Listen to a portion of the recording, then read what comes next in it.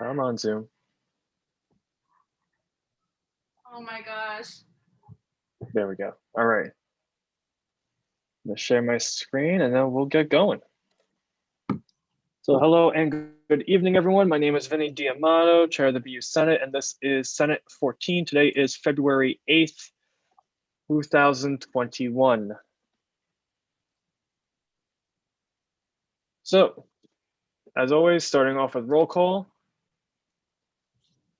Savannah Majarwitz. Here. Evan Teplinsky. Present. Achilles Stone. Here. Bella Noel. Present. Dhruv Kapadia. Present. Hassan Faruqi. Present. Janez James. Present. Jessica Zhang. Present. Spencer Kwan. Present. Lauren Hagee. Present. Navia Kachuru. Present. Shahaf Dan. Present. Sui Moowa. Present. Vivian Dai. Present. Sum Yu Guan. Here. Brandon Yu. Here. Richard Siegelman. Here. William Harrison. Present. Amanda Schneider. Present. Sophie Jen. Here. Owen Kelly. Present. Maha Noor. Present. Shireen Bakray. Present. Cassie Balboa. Here. Joanna Shie. Present. Noah Greif. Here. Amy Luo. Here. Michael Leone. Here. Jaylene Ramirez. Here. Selena Chen. Here. Matali Kasliwal. Here. Jay Hao Jin. Here. Brianna Cole. Here. Mehar Hor.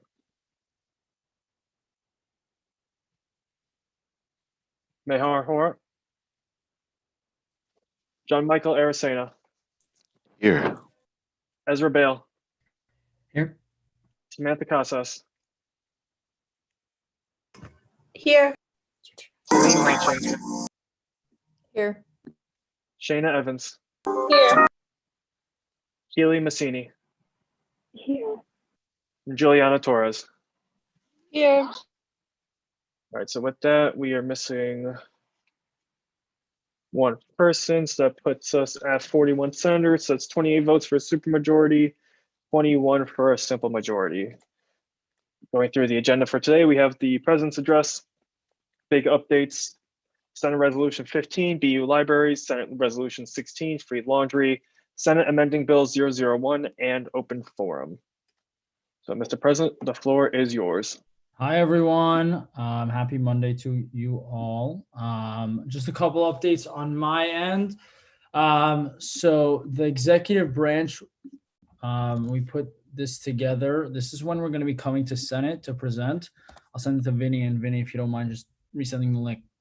Naya sent this in an email to you all, but just wanted to make sure you had it here as well. This is when we're going to be coming, whether it's us as an e-board or us as in cabinet, will be coming to Senate itself to present.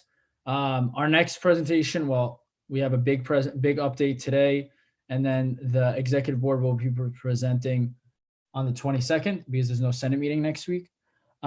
So if you have any questions leading up to it, feel free to send it to us before so we can make sure we touch upon that, or any comments, let us know before, but feel free to let us know in general.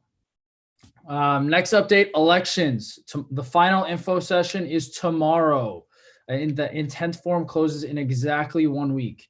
If you're interested in running for e-board, please let myself or any other e-board member know. We'd be happy to, talk to you about our experience if you're running for a specific position. Just as a reminder, at large parties, you must re-register. Please don't forget to do that. We would love to have you all re-register again. Next update on my end, sweaters. So the sweaters are finally here. Naya sent an email which included the executive branch thing, but the sweaters are here. If you would like to see what the sweaters look like, one of our senators, Hassan, is flexing the sweater right now. So Hassan, if you can just flex it, pin your video. Yep, there it is right there. So he is wearing it, student government logo, his name looks great. So Naya sent an email as to when she's going to be in the StuGov office. If you're not on campus, as in like you're in an LFA model, it can be shipped to you. Just let us know. There's a Google form for that. Next thing, last week, Victoria and I came in to speak about our Greek life updates. We both will be on, coming to Senate to present on the monthly basis. So, the dates will be, closer to the dates, we'll let you know when we're going to be there. But Victoria and I are happy to present on our monthly updates. Lastly, I do want to recognize all of who supported and all who protested last night. Hundreds of students protested through the snow and extremely cold temperatures as a pledge to stand with all the student survivors of sexual assault. And for that, I applaud you. The protest has gotten the administration's attention. It's gotten everyone's attention. And President Brown will respond soon. So I just wanted to pass along that message, but I do applaud you all to who supported or who were there virtually or in person. I would like to set some time for any questions that you have for me. Please let me know right now. Happy to address anything I mentioned before in further detail. Yeah, any questions from any senators or anybody else here?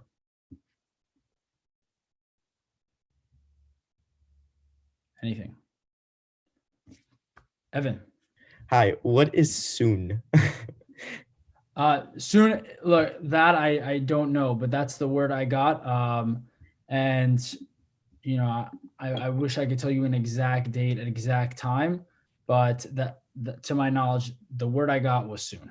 Okay. The reason I asked is because we're going to up the level tomorrow morning. So I just wanted to know if it was a week, if it is tomorrow, Yeah, look, I wish I could tell you the exact the exact answer. Unfortunately, the only person who has that answer is President Brown himself, because all emails were addressed to him specifically. So it's really up to him to release that, response. Savannah. Yeah, I had a question.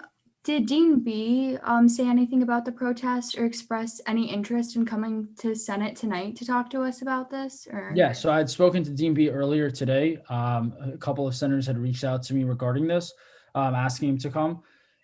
As I just mentioned before to Evan, the only person who can respond to this is President Brown. So if Dean B came here, I promise you he would give you the same answers as I did right now. Dean Battaglino leads SAO. He's a student government advisor. He doesn't make statements on behalf of the university.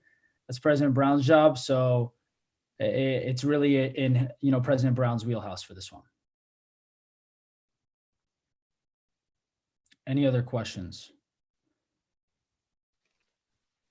Going once, going twice. All right. Thank you, Oliver. And just a quick point for senators and everyone else here, just as we start moving into election season, I'll remind you about this every week, that there are no campaign materials allowed in the Senate during Senate meetings with regard to executive board or at-large elections. Yeah, it's just rule of the Senate. You cannot have any campaign promotional materials on your screen or text it in the chat while we are in session. So, all right, moving on to the next point in the agenda.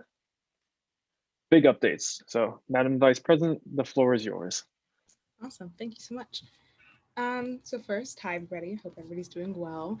Just a few quick updates for BIG. So our governmental affairs is holding a city council event, Newton City Council debate on March 1st. So the advertising for that is going to be put out next week, I believe next Sunday, with all the information. And I can post it in the general Slack channel. So if you're interested in attending or promoting that event, then you'll have the opportunity to do so. And a couple other projects that we're working on. So we're trying to streamline projects through BIG. We're planning on opening up a Google form or having a page on our website that we plan to have open for about 3 or 4 weeks, allowing students from all of the BIG schools to submit a project proposal. So for example, if a student has an idea that they want to implement an idea where students can like safely socialize or something like that, but they don't know exactly where to start, or they don't have like the resources just by themselves to execute it. So that's where BIG would help you out, is that we would basically gather those resources for you, or different administrators that you need to reach out to, or if you need people to sign up, then we would help you find those people, or volunteer ourselves, and help you create a timeline for how your project should go. So this is very new, and it's going to be, I don't know if anyone saw something with MIT's COVID hack, but to my understanding, it's going to be something similar to that. We've also had something similar with like the Innovate Lab at BU. So we're basically going to try to have that at all of the big schools now. We also created an international student network with the help of Jess and other students, other international students. And it's basically just intended for students in the greater Boston area. I think I spoke on it a little bit last time that I gave a big update, but those students are currently working on a guidebook for basically how the Facebook group is going to function. And once it's up and running completely, they plan to survey what people need most from the group. So how can students best benefit from being in the group?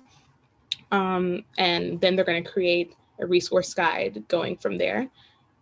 Or provide whatever resources are needed based off of like how students respond. And then Kat, the other big representative, is helping to implement Narcan training at all big schools. And for those who don't know what Narcan training is, it's basically overdose prevention training. And that's generally all I have for today. Any questions? All right, Benny, I'll pass it back to you. All right, thank you. All right, so moving on now to Senate Resolution 15, the BU Libraries resolution. I know there's a couple of you guys who are here to speak on this, so whoever is going first, whenever you are ready to take the floor is yours. Yeah, thanks, Mr. Senate Chair. This resolution was written in collaboration with a couple different library staff unions, most notably UAW Local 2324. Next slide, please.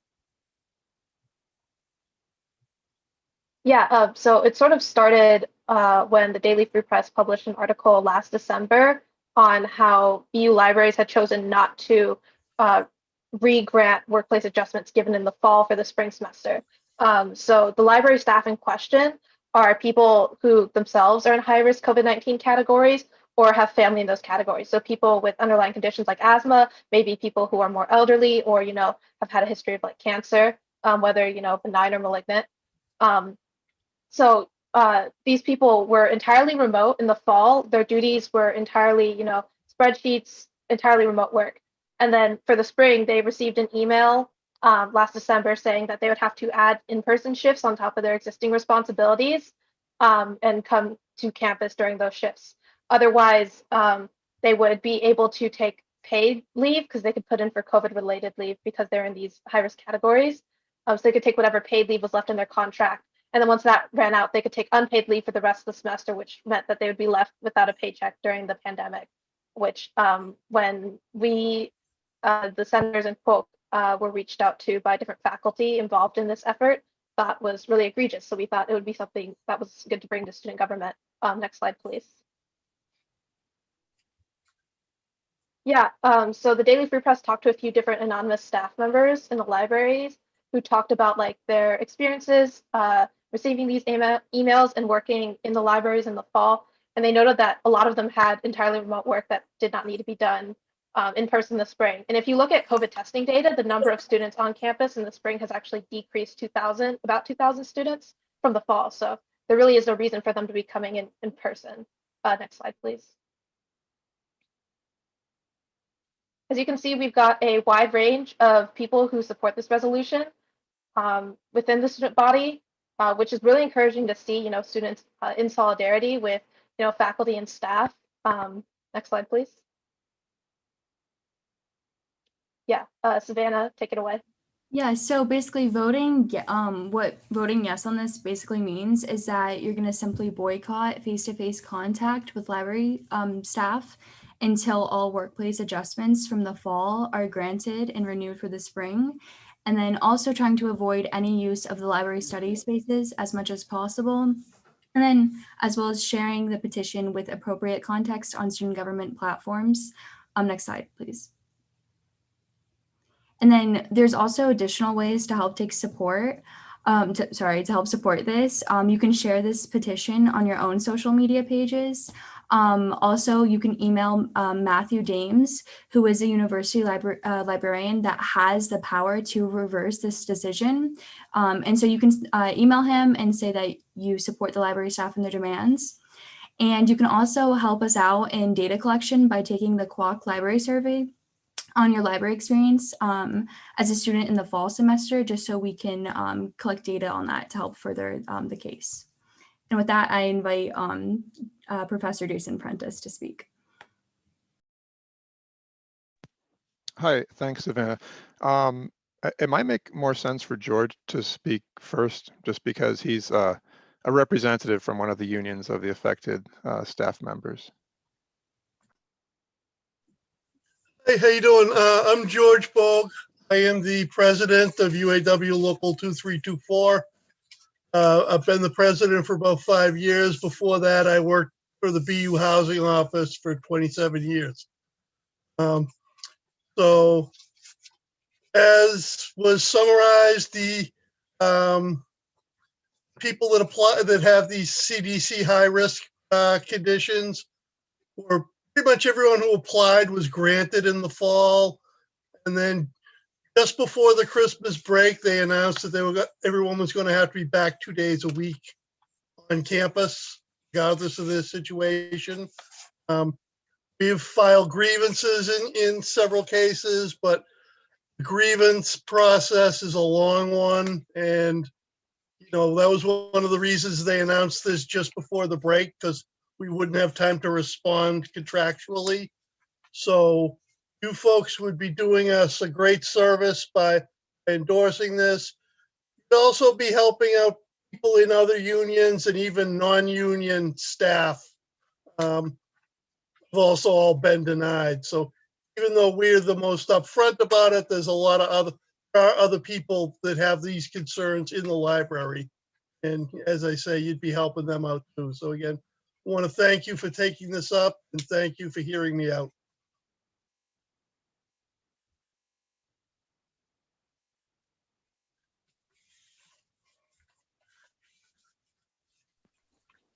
I guess I'll pick up on that.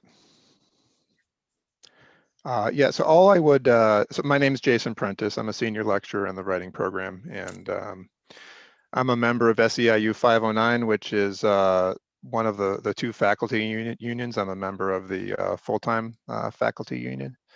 As George said, thanks for addressing this issue. I think it's really important. The only thing I would add to what Vivian said is actually the affected library staff, their options if they don't want to work on campus part of the time, as Vivian said, is first to take paid leave and then to take unpaid leave. And if then they don't come to work, then it's the understanding is that they've resigned their position. So the threat is that they lose their jobs. Which is pretty extreme. And, you know, for the most part, these aren't staff even necessarily that you would even deal with when you go to the library. Most of these staff that we're talking about, they're people who work for the library behind the scenes. They don't need to be on campus. There's absolutely no reason for them to be on campus. And what they've been told when they apply for their workplace adjustments is that you know, their unit at BU can't accommodate their request, which is just flat out a lie. It's I just think it's disgraceful. And as George said, I mean, why am I here? I'm not a member of these. Either there's two unions at the representing the affected library staff. I'm not a member of either one. Part of my concern, my interest in this issue is that, sure, what can be done to one group of employees can be done to another. So there's a degree of self-interest. Really, the main part, though, is you know, the library staff, they're members of this community. We hear a lot of talk about the BU community, and I'm a member of this community. and you're a member of this community. And I mean, do we want a BU community that treats its less powerful and more vulnerable employees this way? I don't want that at all. As a faculty member, I have certain protections and certain privileges. I can speak my mind a lot more freely, and some responsibility comes with that. And as students, you have certain privileges too. I mean, you have a lot of prestige at BU. Look at BU today. Who's in it? Faculty and students. You don't see the behind the scenes library workers there. And so they don't have that kind of power, and they're scared. I've worked with a lot of library staff in several capacities for many years. I've been at BU in some capacity for close to 20 years, and they're scared. So I just think it's disgraceful, and I commend the interest among student government members and standing behind these staff members, these community members. And I just want to say, I don't know a whole lot about student government. I honestly admire what I know of the things that you've done recently under COVID.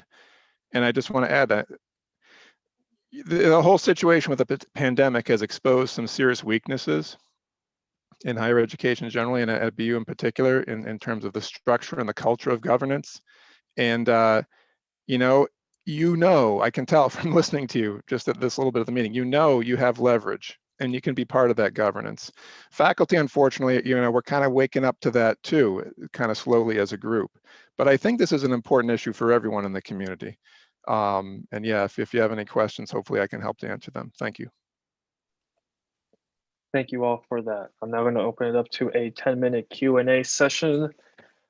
So if anyone has any questions, please raise your hand and I will call on you.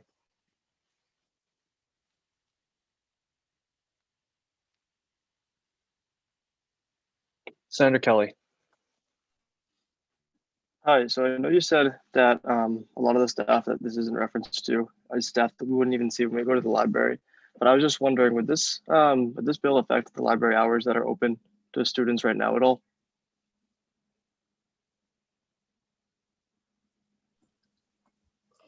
As far as I know, it would not change that at all, because as Professor Prentice said, most of these people are kind of like in the back offices you don't see when you go in. And tangentially to this topic, last week when they had the snow day, the library for some reason called in people, they willy-nilly, people that had never been considered essential personnel would be required to show up for a snow day, and they made them come in. Some of them, they actually made them physically come onto campus the first time ever in emergency closing. So Mr. Dames and the rest of the library management, they're trying to kind of just like show everybody who's boss, that they can just kind of dictate things without questioning or asking for input from the staff. So there's a lot of that involved too. But to your question, it shouldn't affect the hours at all, because people like the circulation department, the security people wouldn't be affected by this, because they worked on campus all through the fall.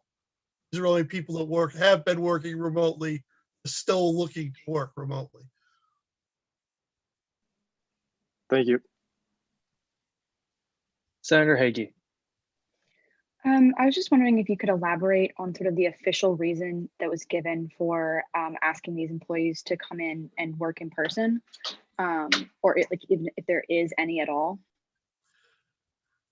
We've been asking that. As I say, we're in the grievance process, and our question all along has been, what has changed? These people worked remotely all in the fall. As the COVID numbers started spiking, we're looking for more people to come on campus. There's no reason for it. Are there any additional questions? Senator Bell. I just want to add really quickly to answer Senator Hagee's question. This is an ongoing case in the CUOC. We are looking into this further, gathering some more information. So we will be contacting the administration for official comment to figure out what the reason was for this decision. Hopefully they will give us one that's clear, and we will be able to report that back when our abridged report comes forth to the Senate. But if it doesn't, we will do some additional digging. Any additional questions? Going once, going twice. All right, and with that, I'm going to elapse the question and answer time and open the floor to any points or motions.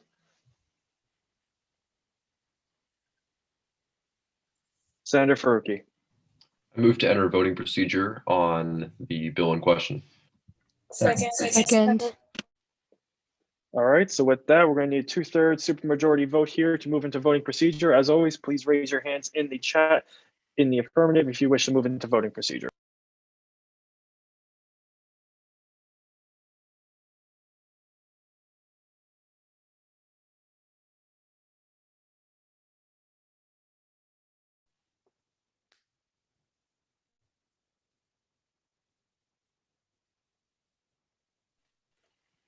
Mr. Vice Chair, do you also see that hand counting feature on the bottom of participants now? Yes, that's what I've been using. And Beautiful. Well, with that, we have a supermajority vote, so the motion passes. That just showed up on my computer for the first time today. So we are now in voting procedure. I would lower everyone's hands and again move into open the floor to any points or motions. Senator Faruqi. I move to vote on resolution 15. Second. All right, with that second, we are looking for a simple majority this time. Please raise your hand if you're wishing to vote in the affirmative.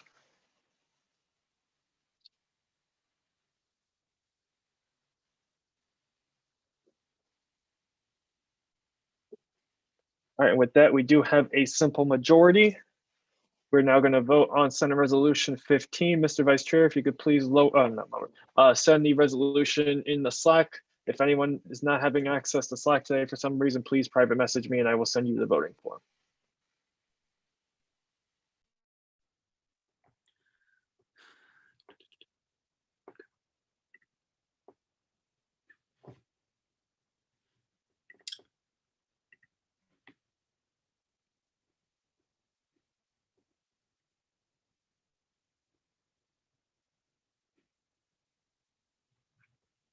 the voting link is in the Senate Slack now.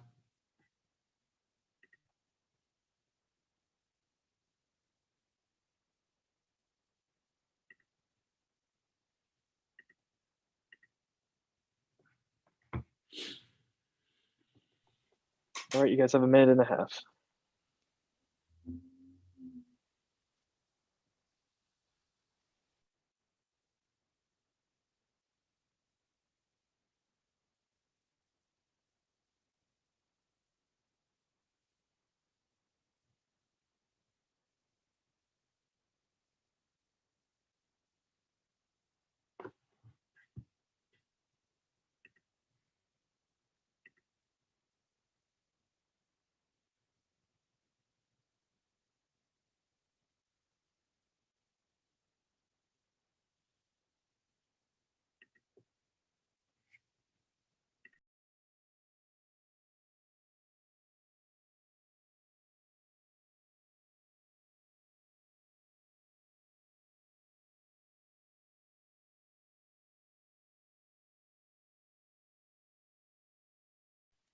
Thirty seconds for those who haven't voted yet.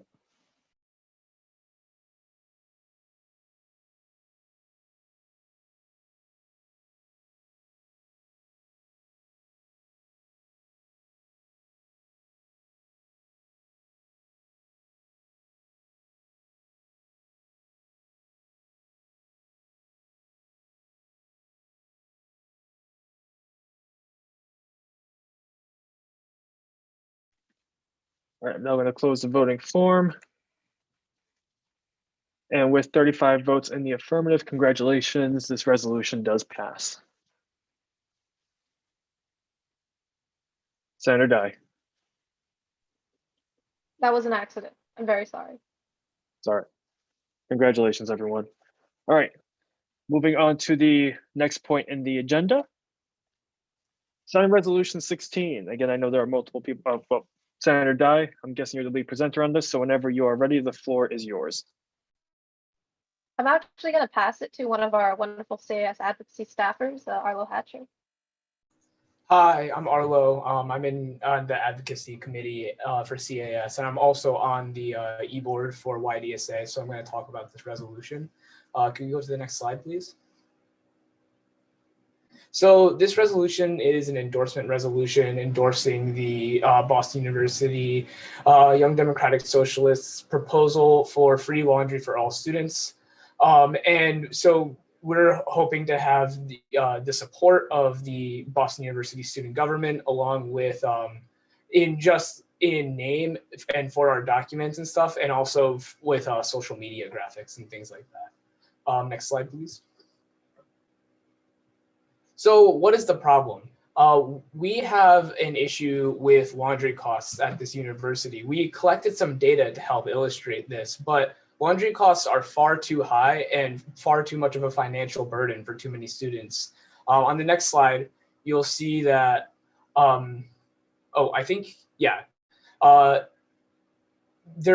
most students wash their laundry once a week. Some wash theirs every 2 weeks, and some wash their laundry twice a week. And those are the most frequent breakdowns of how often people wash their laundry. But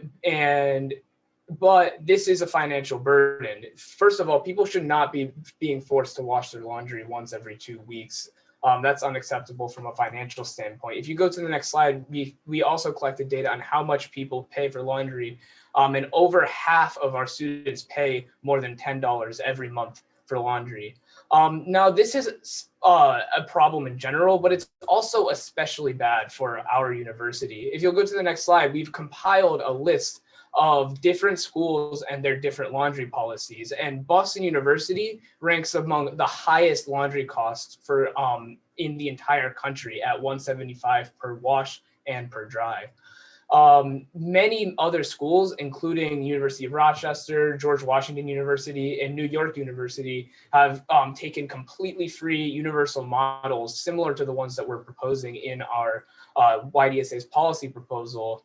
And many others have switched to systems where you get some loads for free and some that you have to, like a base of 24 loads or 15 loads, and then having to pay after that. However, either way, it's far too expensive for students. If you go to the next slide, we have some of the problems with the benefits for students for adopting this model. First, that's my bad. Sorry. Which slide were we on again? Go back one, please. So, okay, are we on the right side now? No, I think we went forward one. Okay, hold on. Why is this not letting me? There we go.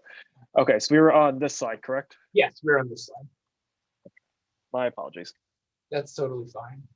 So what benefits will provide? First, it will remove a financial barrier for lower income students. One problem with the laundry costs is that there's not really anything that covers them. You can get financial aid or scholarships, but laundry doesn't get factored into that. So that's still, for lower income students, that's still definitely a huge financial barrier. It'll also promote health at BU. I can talk about this more with our next slide, but Fuck It Won't Cut It has been recommending that students wash their sheets weekly, and the administration has endorsed this. However, washing your sheets is a completely additional laundry cost. It'll double this for everybody, and it's ridiculous to ask that people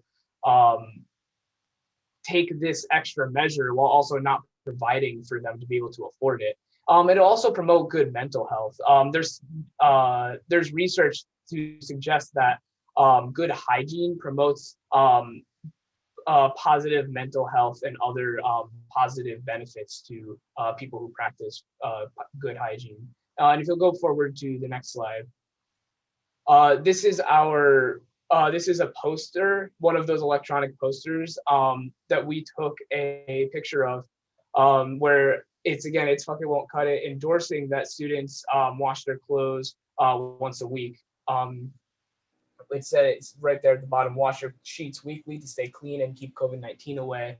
But the price barrier, the financial barrier to this is completely unreasonable, and students should definitely be able to not have to balance health and financial concerns. At this point, I'm going to pass the presentation to Senator Vivian Dye. Thanks, Arlo. Next slide, please. Yeah, so if you read over the actual resolution, I've attached a copy of the proposal that BU-YDSA sent to the administration at the start of the semester. Basically, our goal is to create a committee with students and administrators to discuss the implementation of free laundry. You know, throughout this process, of course, we want to advocate at all points for the free unlimited laundry model that you would find at a university like NYU, because we find it, provides the least number of areas to welcome students, and we can run into fewer problems down the road if it's just, free for everyone, not means tested at all. Next slide, please. We put out a survey, as you can read about in the resolution itself, and as Arlo mentioned, we showed you the graphs earlier. And we had a section in the survey where people could basically put in comments about why they were supporting free laundry, and you can read some of these and really see that this campaign would make a lot of difference in many BU students' lives. Next slide, please. We have a long list of organizations that have already endorsed our campaign, including Fuck It Won't Cut It. Next slide, please. And in conclusion, we hope that you vote yes on this proposal. It'll make a lot of difference in the BU community, and we think that a lot of students would really appreciate having free laundry. So thank you for your time. Thank you for that presentation. I will now open the floor up to a 10-minute Q&A session. So if anyone has any questions, Senator Casas. I'm all for free laundry 100%. I think it was ridiculous that BU had quarter-only machines during a national coin shortage as well. That was just difficult for several people in my building alone. As far as I'm concerned with this, because previous CS senators have worked on this, I do believe that the BU laundry is under contract, a long-term contract with the providers of the washing machines. BU doesn't own them. They have someone else who contracts them out and brings them and everything. So in the case that they're blocked by that, are you pushing for subsidies, or, what are you doing if BU is locked in that contract? Because, and still moving forth with the free laundry plan? Yeah, that's actually a really great question. While we were beginning our sort of research phase, we did find out that BU was in a long-term contract with their laundry provider, which is a German name. I won't even try to pronounce Hopsch or something. But basically, our plan is to keep pushing for free laundry regardless of what BU tells us about the contract. We do know that UMass Amherst recently, when their laundry machines broke, went entirely to free laundry because they found it was cheaper than operating the machines, right? And so we know that there are places where universities, when they're confronted by outside circumstances, can suddenly shift plans, even if they have a contract, right? And so we think that it's definitely not a high ask for BU to at least subsidize laundry costs, and better yet, provide free laundry for everyone, even if they have this long-term contract. Senator Balboa. I was just wondering who from administration will be part of the committee.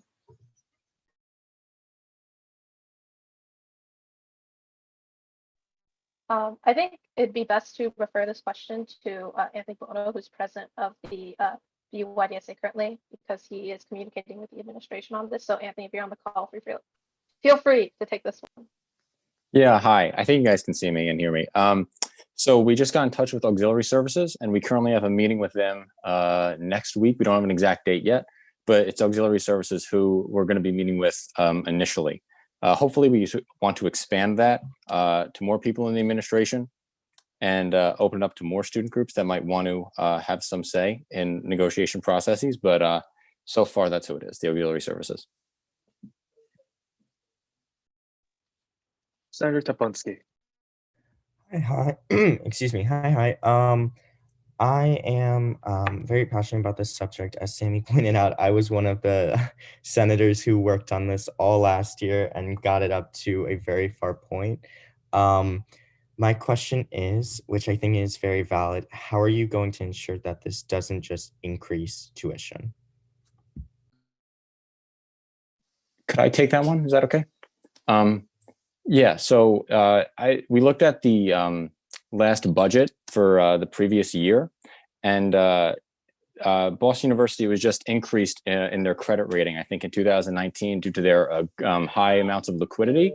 And that high amount of liquidity and that difference between revenue and just what they're saving should be pushed back into the students' material condition and not just to raise their credit rating. So that would be my response to that. Senator Leone. Yeah, so I'm totally behind this, just to first put that out there. My one question is very specific, but do you know what the cost per unit is for the university? I don't know if that's in the contract deal or whatnot, because as much as I'd like it to be free, maybe we could negotiate just to have it at a decreased rate. I know that like on the graph, it said Syracuse was 150 or something like that. So maybe we could have a cost that just covers their expenses or something along those lines if we can't get the optimal no cost whatsoever.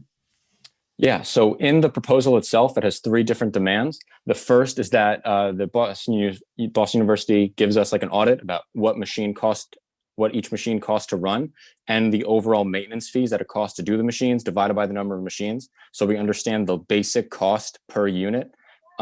Secondly, it is to release the contract that they have with this laundry company that they lease the machines from. I want to mention very quickly that George Washington University, another university that was able to accomplish a free laundry system, also leased their machines out. They did not own the machines, but they were still able to provide a free laundry services system. So that should not be a barrier under any circumstance if that's what the contract is. And 3 is the creation of the committee. So we have taken into precaution the first 2 concerns that I've heard so far. But yeah, that answers your question. Senator Bachner.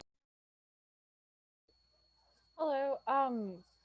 I'm not sure how to word this properly. I'm definitely gonna like support this because I love free laundry in general. But what is your game plan when you're approaching like administration and just BU officials in general? Like, what if they don't agree to like your first plan A? Like, do you have backup plans, or like how are you gonna try to promote the idea of free laundry? Because clearly the money has to come somewhere. I don't want tuitions to go up because the NYU does have free laundry, but like they have a much higher like housing tuition or whatever it's called, housing price than we do. So yeah, what is the game plan? Well, as far as getting it done, I think the game plan is twofold. First, BU-YDSA has been enormously successful in mobilizing a large portion of the student body. I think in the presentation that was just provided, it said about 1,200 students have signed up. It's now up to 1,400, and that presentation was made 2 days ago. So the momentum is huge. And on top of that, we're also trying to work within the institution itself by coming to the student government here. If you have both prongs attacking the administration, I shouldn't say attacking, but pressuring the administration to change something that we don't like, I think that will be highly successful. Now, how can we assure that tuitions won't go up? That will be built into the agreement that the committee comes to. Yeah, and hopefully during that committee with negotiation processes, we're able to get the University of Rochester model as shown before. And we're going to push for that as far as we can. Can I just add something really quick? Of course, yeah. So this is coming from a person who is like trying to get like the no credit thing to happen last semester in the middle of like an entire pandemic. There was a lot of student backing. There was a lot of administrators, professors, and general public that supported us. There's other colleges that were able to like do this model properly. But BU itself is very, very stubborn. And if you don't have like a proper game plan, even if you do have a proper game plan to show them, they aren't that responsive or respective of what you're trying to change. So like, how are you going to be able to overcome that is like the biggest thing. Like you guys would have to like have a very, very specific plan, regardless of all the support you have. And this is only coming as like advice from me because me and a couple other senators were like working so hard to get credit, no credit passed when like there was excruciating circumstances happening to everyone and we weren't able to have it like, you know, go through. And we had more than 2,000 students like answer our survey within like the course of a day. So yeah, just like what is the game plan? Like make sure you guys have that like down pat is like That's all I'm gonna say. Okay, we will. And I think as it gets, I know by at least next week, I'm sure the university will know our entire game plan. I think it would be safe to say that BUYDSA has a very good plan laid out through numerous direct action approaches that we wouldn't like to comment or say yet as to preemptively like tell the administration what we're going to do. So I'd prefer to keep those not vocalized yet. Senator Casas. This is just a quick one. Do you have any transition plans for this initiative? Because as we've seen in the past, I can already see a future for this initiative, and it could be several years before it's fully initiated to how, you know, we'd ideally like to see. So do you have for, you know, YDSA and within the senators working on it, a transition plan for this so that someone is continually talking to administration over time? Because I don't, like, as positive as I want to be, I don't see this being solved by, you know, April. And so I'm just curious about that. It's okay if you don't have like a fully fleshed out one too, because, you know, we still haven't even voted on this, but I'm just curious to see any background on, you know, transitions or senator, you know, options on how to keep this alive, you know, if the Senate does push this forward. Yeah, so I think what's been so great about BUYDSA this semester is that we have multiple generations hyperactive in the organization process. A lot of the times when a lot of actions happen, they would be only within like the senior class. But now we have freshmen, sophomores, and juniors and seniors who all wrote this proposal together. And that's something I'm really proud about is this proposal was not written by any one individual. It was a bunch of people working together from every different class, and all of them are completely committed to making this thing happen.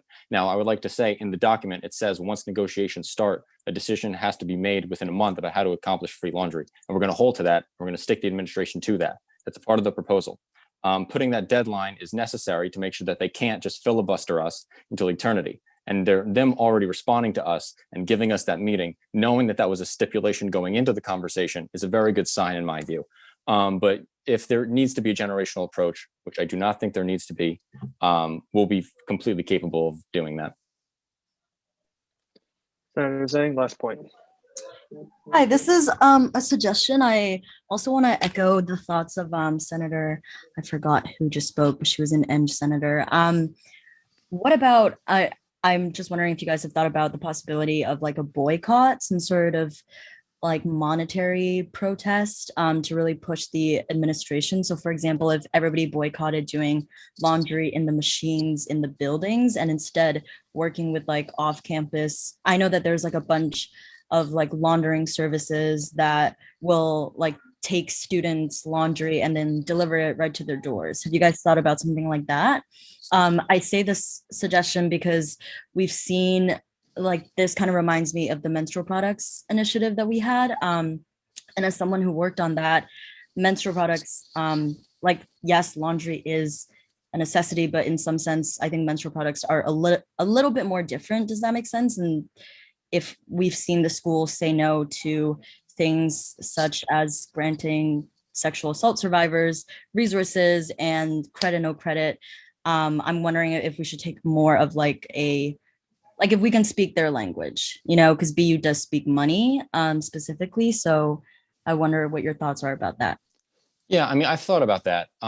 It's definitely one of the tools in the toolbox, but I think I'm a little worried that it might not actually be BU who's collecting money from the laundry machines directly, right? Because if the contract says they're leasing them out, then they're not actually seeing any of the money that goes into the machines. They're just paying the company who puts the machines in there, and they're making the money. So I don't really know how effective that will be against the administration. But I guess that's my only point to that. I mean, we haven't thought about it yet too much. We're still waiting for the initial meetings until more things, more direct action approaches will commence. But like that is the first step, is just the negotiation process. All right, thank you all. And with that, Q&A time has elapsed. So I'll now open the floor to any points or motions.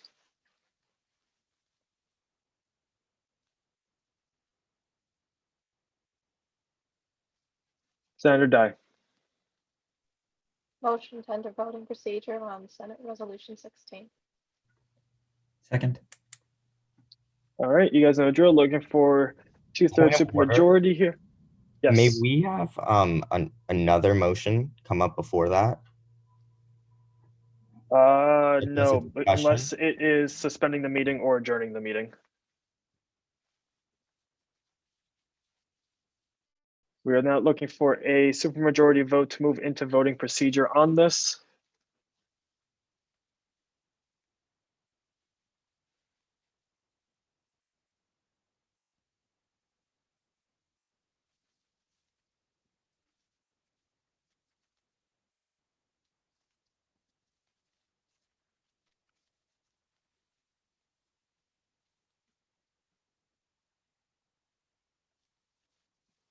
All right, so with that, we have 26 votes in the affirmative. I'm going to lower everyone's hand and ask for any abstentions. With 26 votes in the affirmative and no abstentions, this motion fails. Senator Teplinsky. Motion to move into a 10-minute discussion with 1 minute speaking times. Second. All right, so the motion on the floor is a 10-minute discussion period with 1 minute speaking time allowed for everyone. And there's a second, so if we're looking for a supermajority again, please raise your hands if you're in favor of this bill.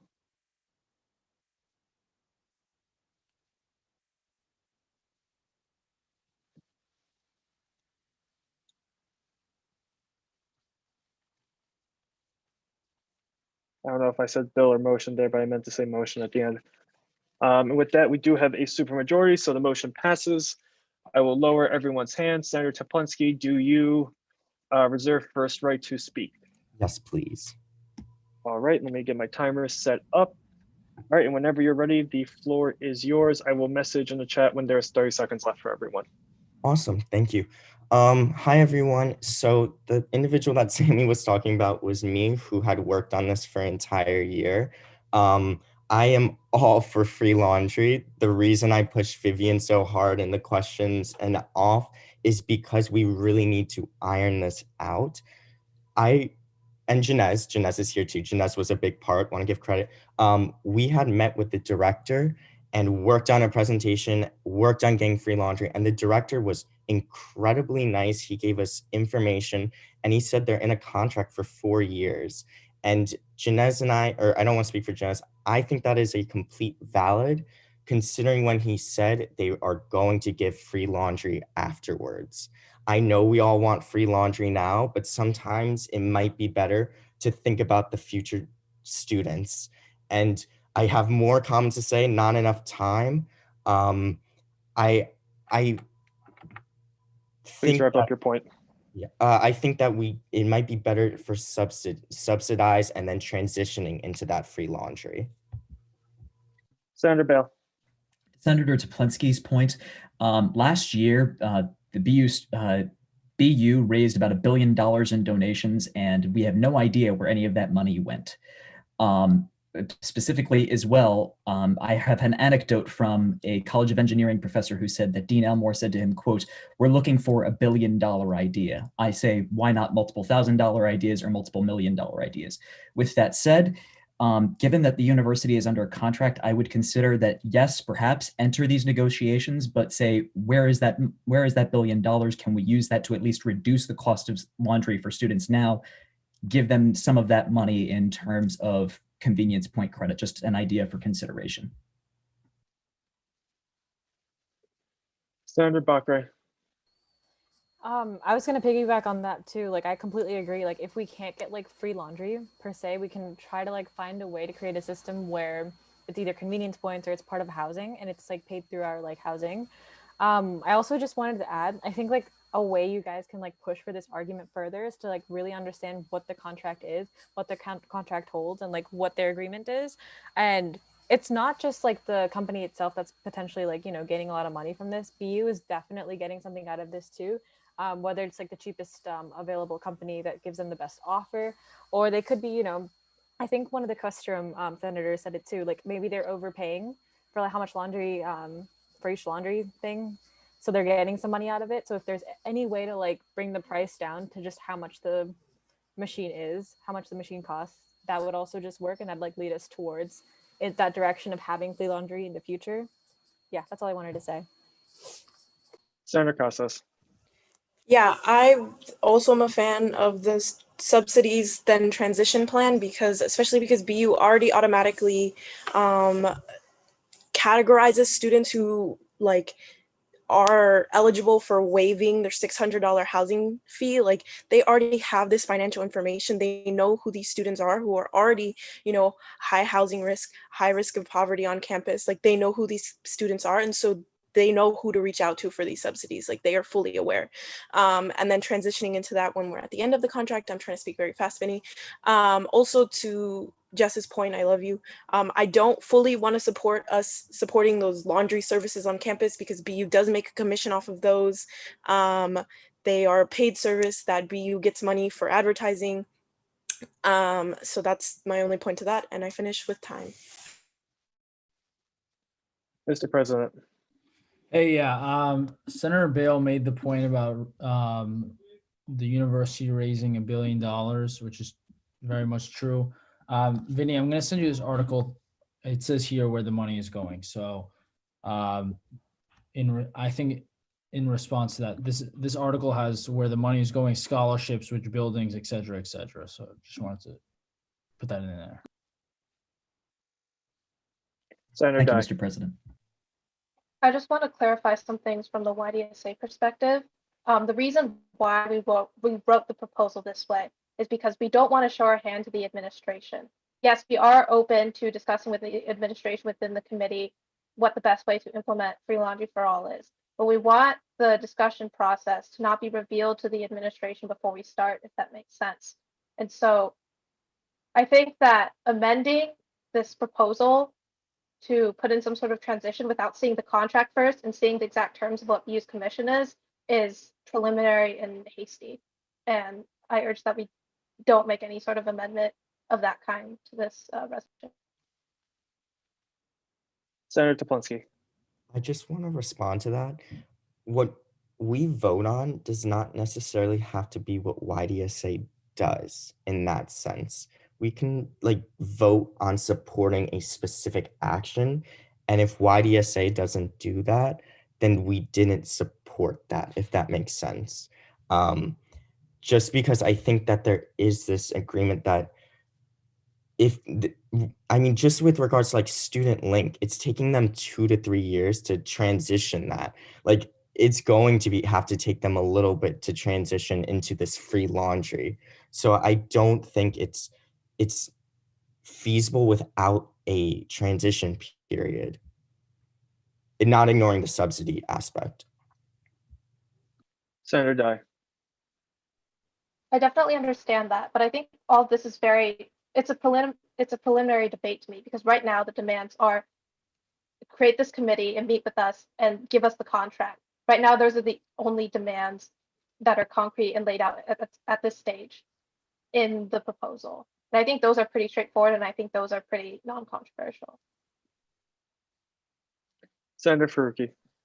Yeah, I agree with Senator Dye, and I'm totally there on the transition plan. This is going to be a long process, and I'm not under the illusion that this is going to happen overnight. But I want to work with both folks in student government and folks in the YDSA who are going to implement this transition plan over the next several years. But we do need to start with a maximalist bargaining position, and that's what this bill accomplishes. This resolution accomplishes. So I think that we should vote for it. Are there any additional points that people wish to bring up during discussion? We have 3 minutes left on the clock. Senator Evans.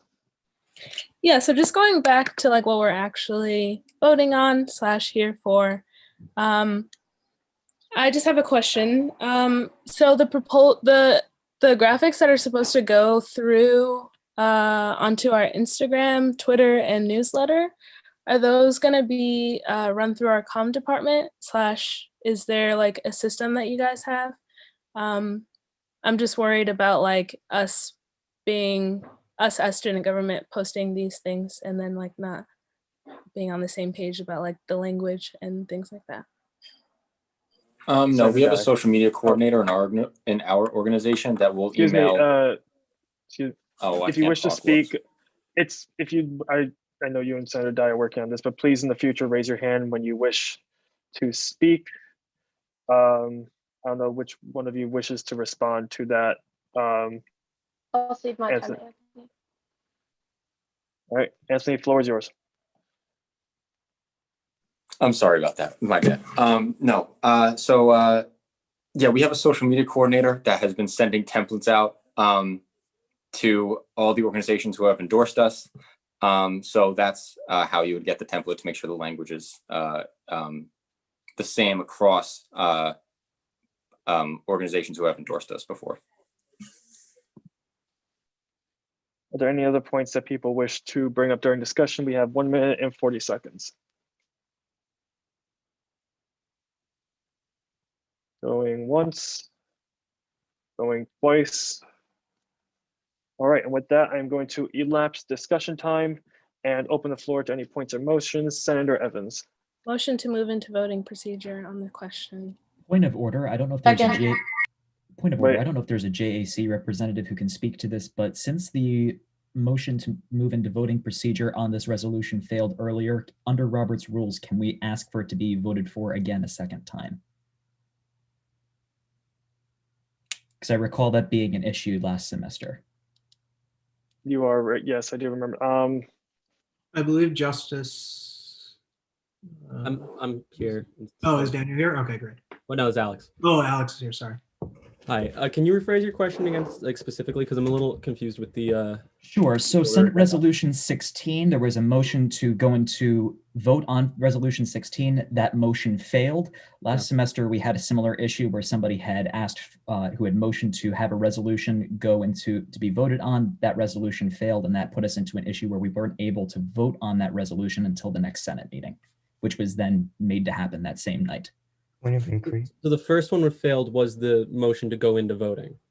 Incorrect. We were able to vote to go into voting procedure, but then the vote on the resolution itself failed, if I recall correctly. No, so what happened was we motioned to move into voting procedure. Evan, I'll call on you right after this. I see you have your hand up. We motioned to go into voting procedure. That motion failed.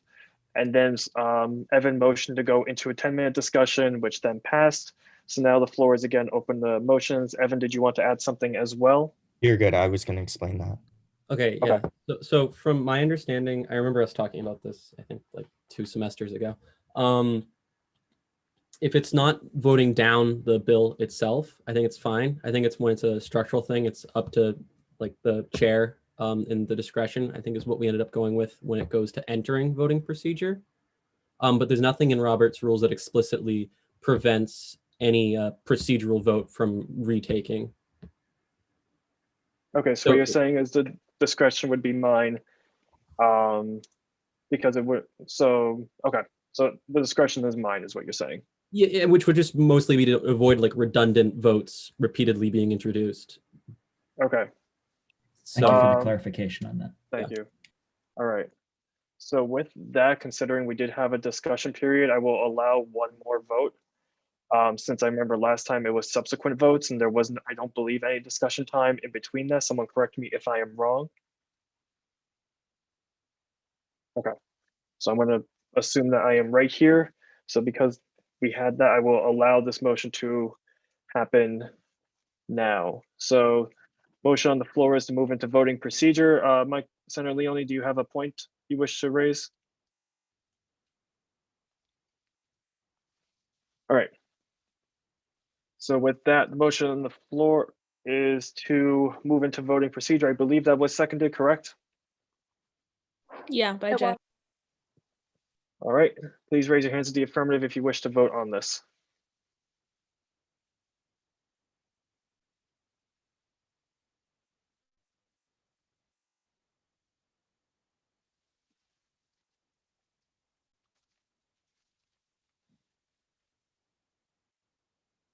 All right, so with 32 votes in the affirmative, the motion does pass. We are now in voting procedure. I will lower everyone's hands and move again into open the floor again to any points or motions. Senator Dye. Motion to vote on Senate Resolution 16. Second. All right, so with that, looking for a simple majority, please raise your hands if you wish to vote in the affirmative.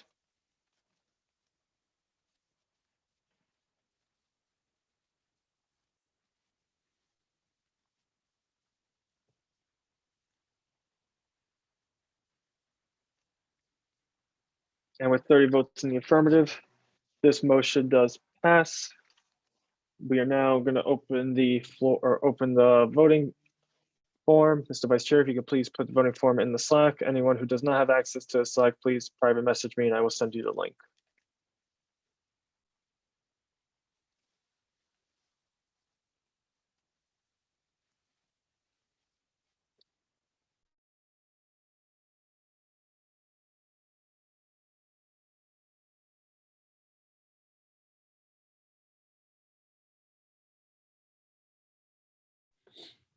The voting form is in the Slack.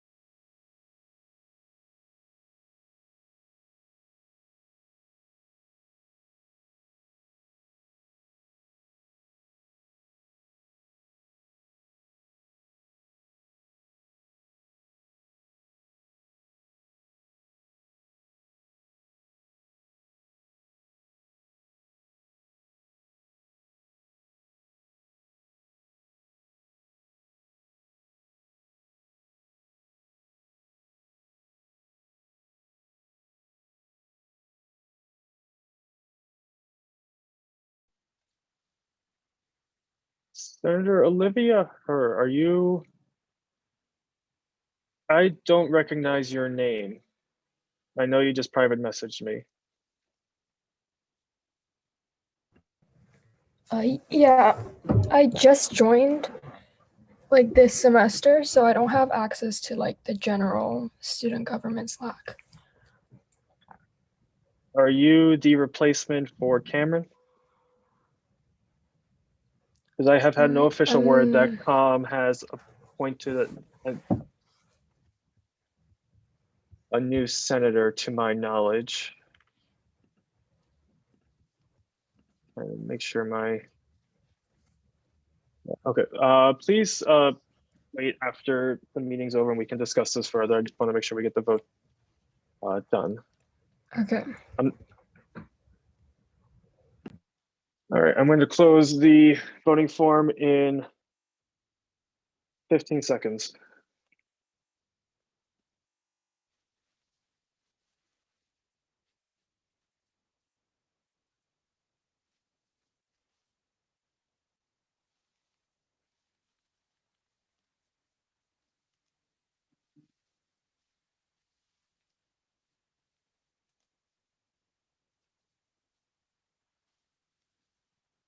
All right, and with 29 votes in the affirmative, this motion does pass. Congratulations.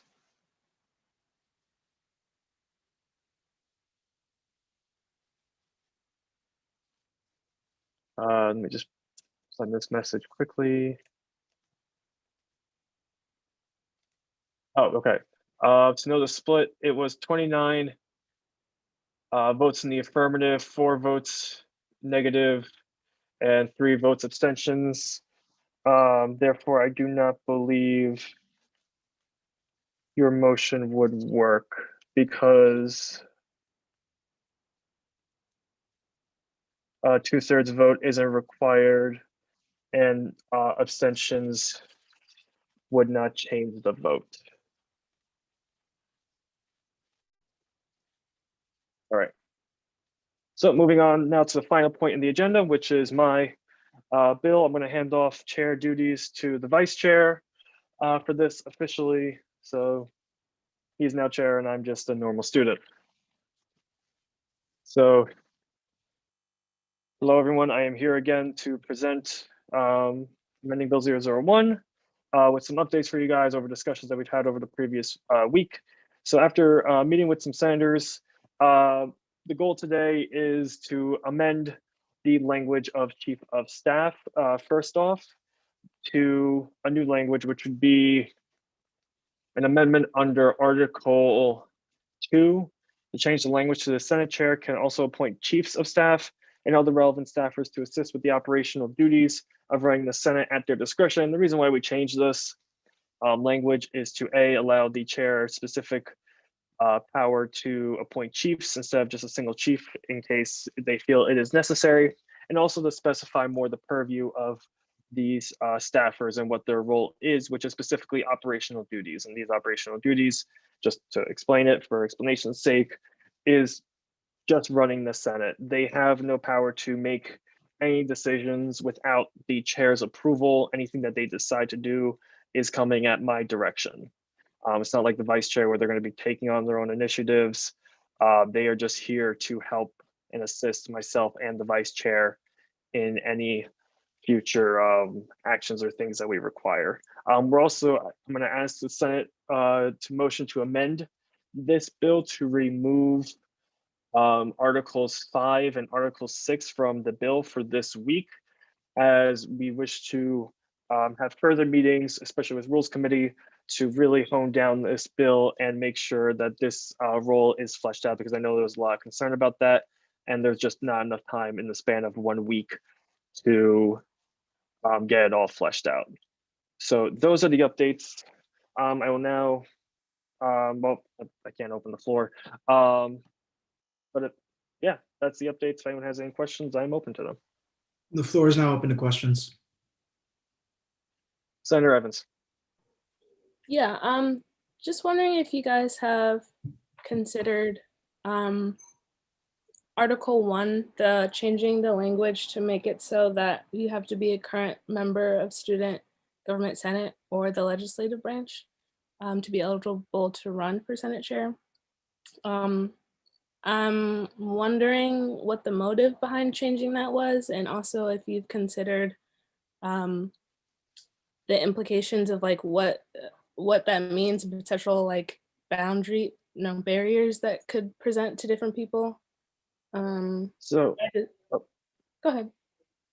So as I explained last week, the rationale behind changing that language was because I feel that the person who is a candidate for a chair or should be eligible to be a candidate for a chair should be a current member of the legislative branch, and that therefore guarantees that person knows the Senate. That person is up to date on what the most recent Senate developments are. They know how the Senate has been trending over the last year, and then can take, especially what has been most recently learned over the previous year, and then directly take them into the next year. This role is a very important role, and I feel like people need to be experienced in the Senate in order to successfully run it, in order to successfully manage it.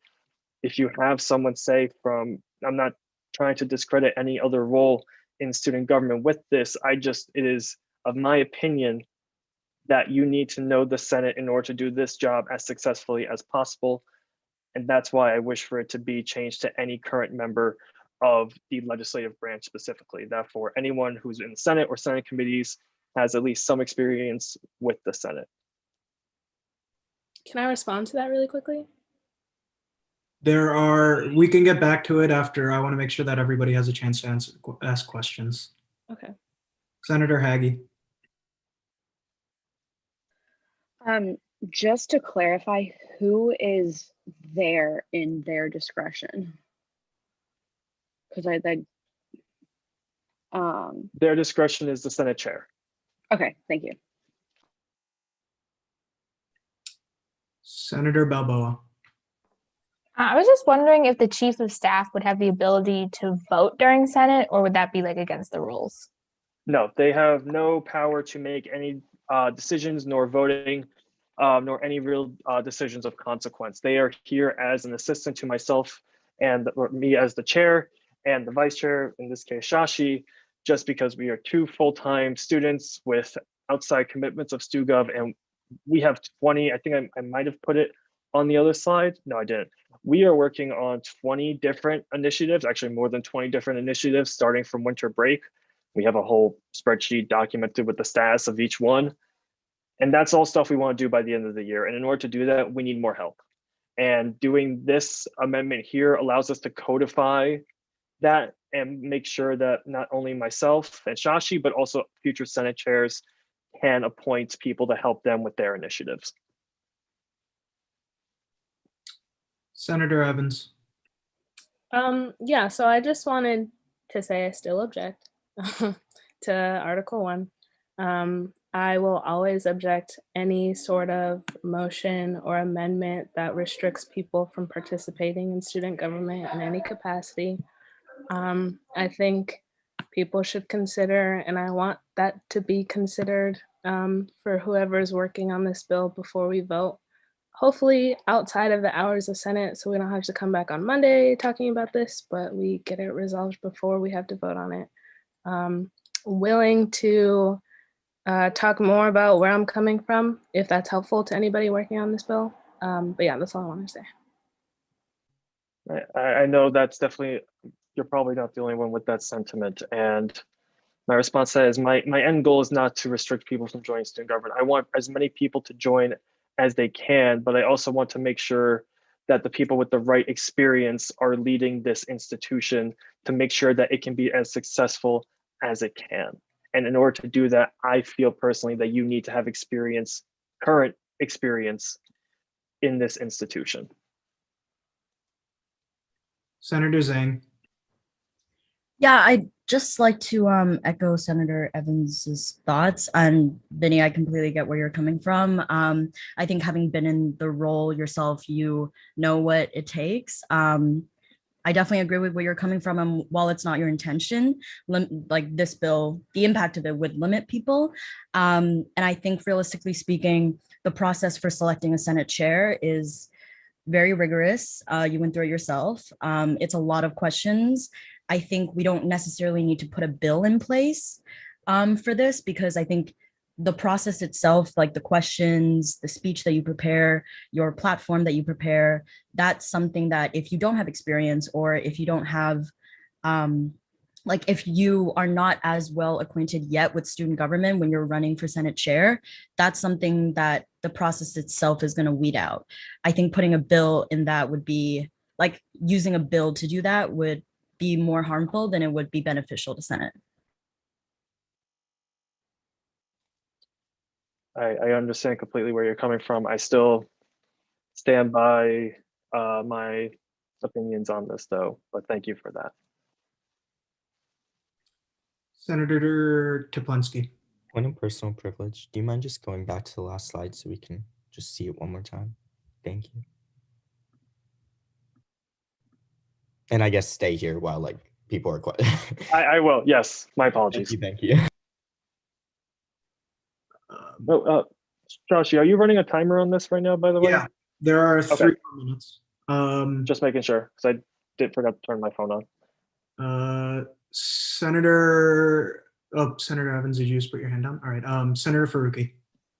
I don't have a strong opinion on this, but this is a point of information. Is anyone aware of any time where someone ran for Senate chair having not been a part of the legislative branch? In my 4 years in Senate, no. No one, I don't know if any, well, technically I've only seen 3 elections, but to my knowledge, no one outside of the Senate, I don't believe anyone from committees either has ever ran for the position of Senate chair.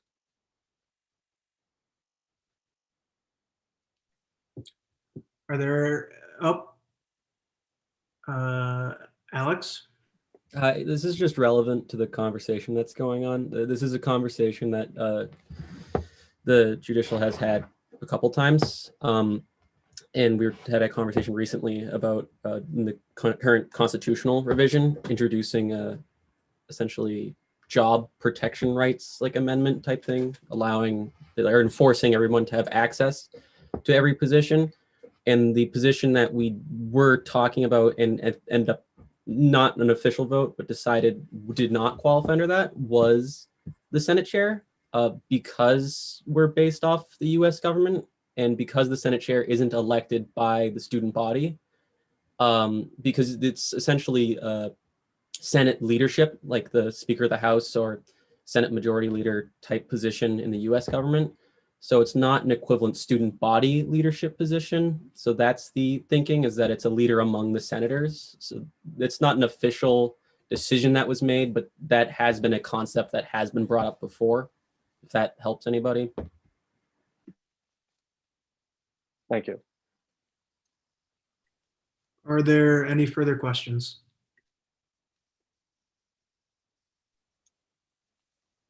Seeing none, I'm elapsing the time and opening the floor to any motions.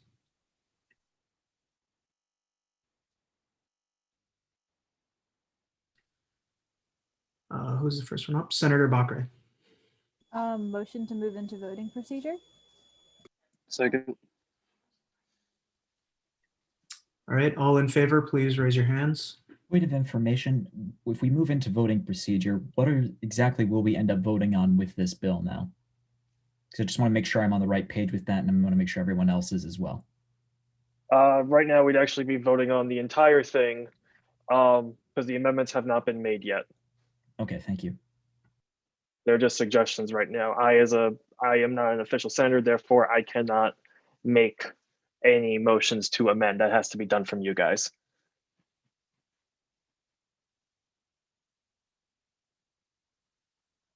Point of information.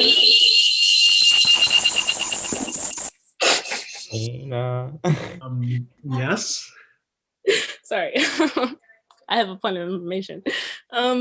So we're voting on suggestions right now? No. So right now, oh yeah, I'll let Josh take care of it. I'm not chair right now. Right now, the motion we're voting on is to enter voting procedure for amending Bill 001. But amendments that haven't been written yet. Correct. The bill has not been amended yet. So should we motion to amend the bill before we vote on the bill? I believe, and correct me if I'm wrong, this is my first time chairing. You need to do that once, you need to motion to amend once you're in voting procedure. Is that correct? No, it's the other way around. You need The other to way amend around. before you go into voting procedure. So can we, if we vote on this now, can we not amend it later? If you move into voting procedure, you'd have to leave voting procedure to amend. Okay. So yeah, to clarify, right now the motion on the floor is to enter voting procedure on Bill 001, which has no amendments attached to it. To amend Bill 001, if that's the wish of the Senate, that would need to be done outside. So you would have to once again exit voting procedure to do that. So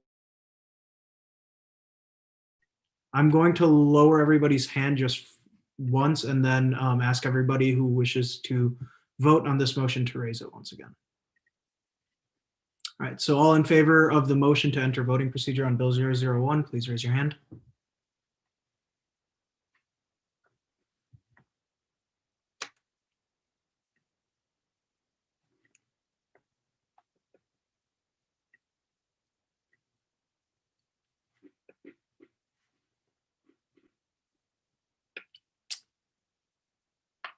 Going once, twice, right? And with 16 votes, this motion fails to pass.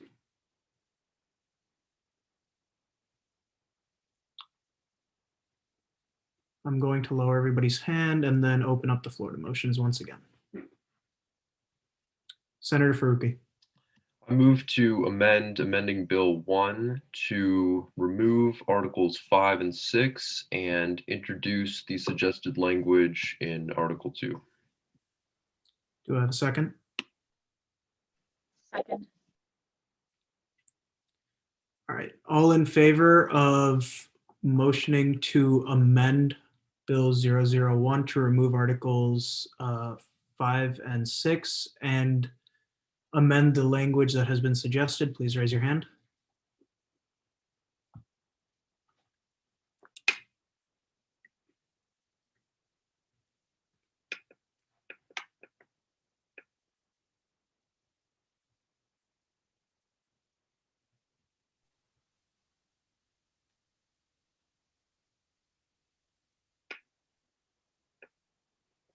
This does only require a simple majority, but I just want to make that clear.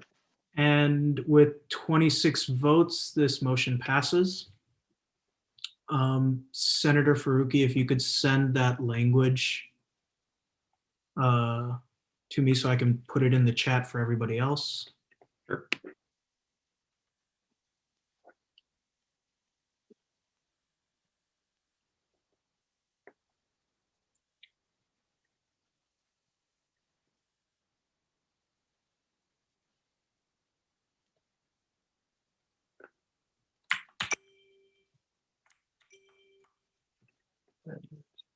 And I'm putting the document in the chat for anybody who wishes to review. And the floor is open to motions.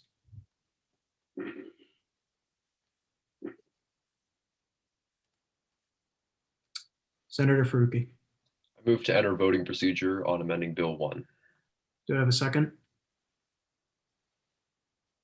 Second. All right, all in favor of entering voting procedure for Bill 001, please raise your hand.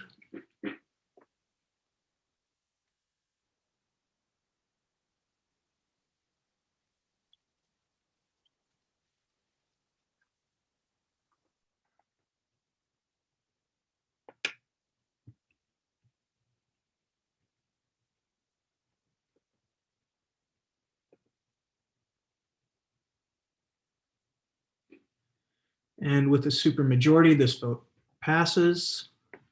The floor is once again open for motions. Lower all hands.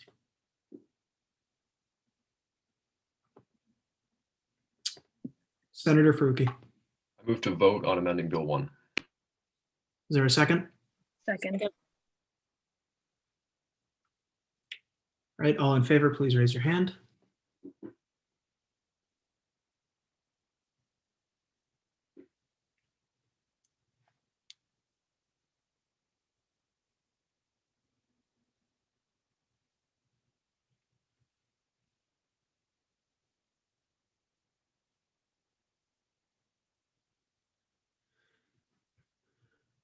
All right, that vote passes. I will put the link in the chat, sorry, not in the chat, in the Slack. If for the sake of convenience, if those who don't have access to the Slack can once again message Vinny, I know I'm the chair right now, but I have too many things open. He will send the link.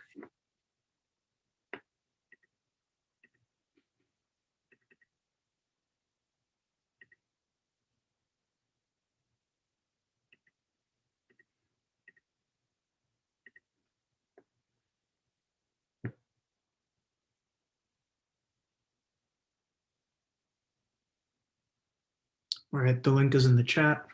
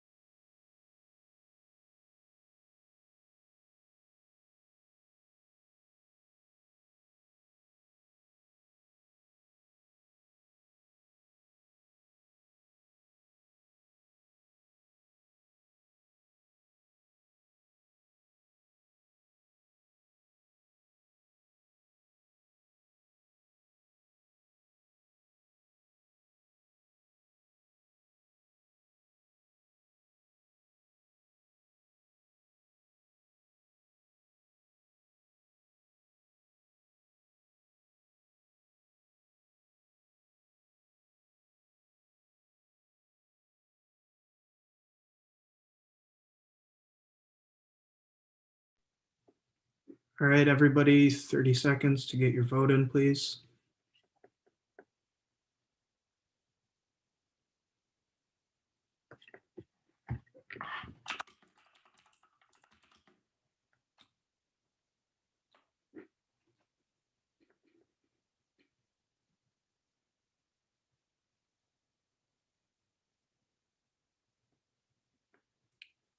All right, I am closing the voting form. And with 31 votes in the affirmative, this passes. And with that, I hand back chair to Vinny. Thank you all for bearing with me. Thank you, Mr. Vice Chair, and thank you all.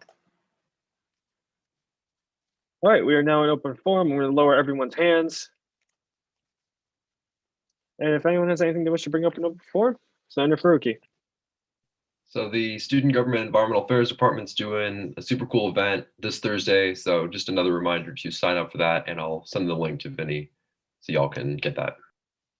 Sorry, point of clarification. Do we just vote to amend the bill and then not amend it? I amended it.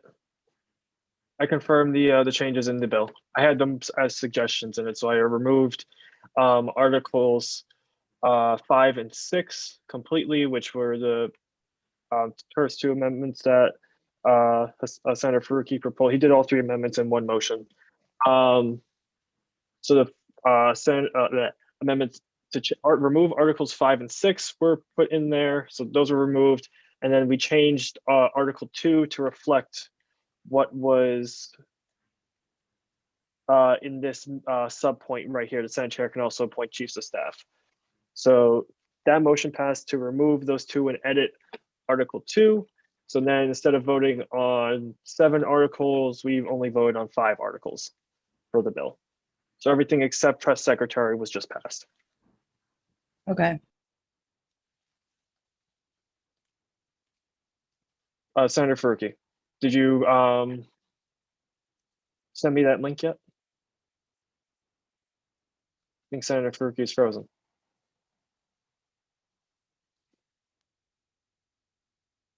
Senator Faruqi back.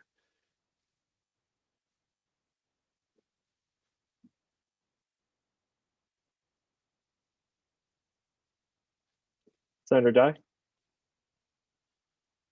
Hi, yeah, I am glad everyone was so supportive of the BU Libraries resolution, but in order to really make progress on it, we're gonna need a lot of people to join the COVID-19 University Oversight Committee very quickly. Currently, I'm the only person in our comms department, and it's a lot of work, so please help me out. You can join by visiting cuocsgsen.org and submitting an application through our website, so please do so. Senator Teplinsky. Hi everyone. As you may know, there was a protest yesterday, so I just want to take the time to thank everyone from the bottom of my heart, really, truly, for showing up, for helping. There was a lot of things that we didn't see coming. In a sense, we tried to tell people not to chalk on walls. That did not work. But if you have any questions, feel free to message me, Savannah, 16K Campus Survivors. We are waiting for administration, just like an update, we're waiting for administration to make a statement. But there will be a post, if not tonight, tomorrow, probably. And then, of course, we're planning to do just one last post about transparency. We raised a lot of money, but we also plan to explain where that money went. So by all means, feel free to talk to me.